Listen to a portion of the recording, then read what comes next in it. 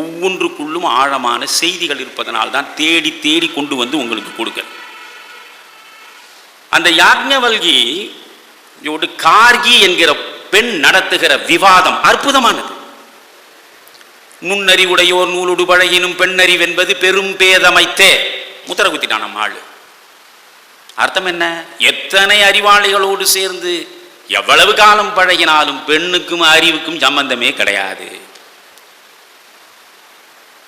ஆனால் வேத காலத்திலேயே ஏறக்குறைய 20க்கும் மேற்பட்ட பெண்கள் பாடியிருக்கிறார்கள்.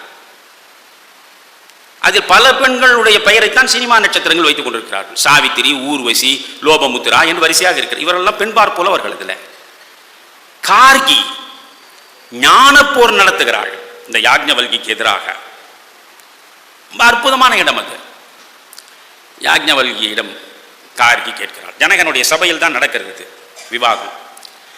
பெண் கார்கி இந்த அறிவின் உச்சத்திலே இருந்த ஆண் யாக்ஞவல்கியிடம் கேள்வி கணை தொடுக்கிறார். யாக்ஞவல்கியாரே, இந்த உலகம் எதனால் வியாபிக்கப்பட்டது? தண்ணீரால். தண்ணீர் எதனால் வியாபிக்கப்பட்டது? காற்றால். காற்று எதனால் வியாபிக்கப்பட்டது? கந்தர்வலோகத்தால். கந்தர்வலோகம் எதனால் வியாபிக்கப்பட்டது? ஆதித்ய லோகத்தால். ஆதித்ய லோகம் எதனால் வியாபிக்கப்பட்டது? சந்திரலோகத்தால். சந்திரலோகம் எதனால் வியாபிக்கப்பட்டது? நட்சத்திர லோகத்தால். நட்சத்திர லோகம் எதனால் வியாபிக்கப்பட்டது? சொர்க்கலோகத்தால். சொர்க்கலோகம் எதனால் வியாபிக்கப்பட்டது? இந்திரலோகத்தால். இந்திரலோகம் எதனால் வியாபிக்கப்பட்டது? பிரஜாபதி லோகத்தால். பிரஜாபதி லோகம் எதனால் வியாபிக்கப்பட்டது? பிரம்மலோகத்தால். பிரம்மலோகம் எதனால் வியாபிக்கப்பட்டது? நிறுத்து, இதற்கு மேல் பேசினால் உன் தலை இல்லாமல் போய்விடும் என்று மிரட்டுகிறான் யாக்ஞவல்கி.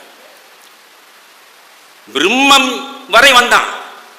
அந்த பிரம்மம் குறித்த கேள்வியை கார்கி வைக்கிற பொழுதே நிறுத்து, உன் தலை காணாமல் போய்விடும் என்று எச்சரிக்கிறான். பிரகதாரண்ய உபநிடத்தில் பாருங்க. இதற்கு ஒரு அழகான ஒரு ராமகிருஷ்ண மடத்தை சார்ந்த ஒரு துறவி அதற்கு ஒரு உரை எழுதுகிறார். இங்கே தலை காணாமல் போய்விடும் என்று யாக்ஞவல்கி சொல்வது அவளை மிரட்டுவதற்காக அல்ல, அவளுடைய தலையை துண்டிப்பதற்கும் அல்ல. இதற்கு மேலும் கேள்விகளை கேட்டுக்கொண்டே இருந்தால் உன் தலை குழம்பும்.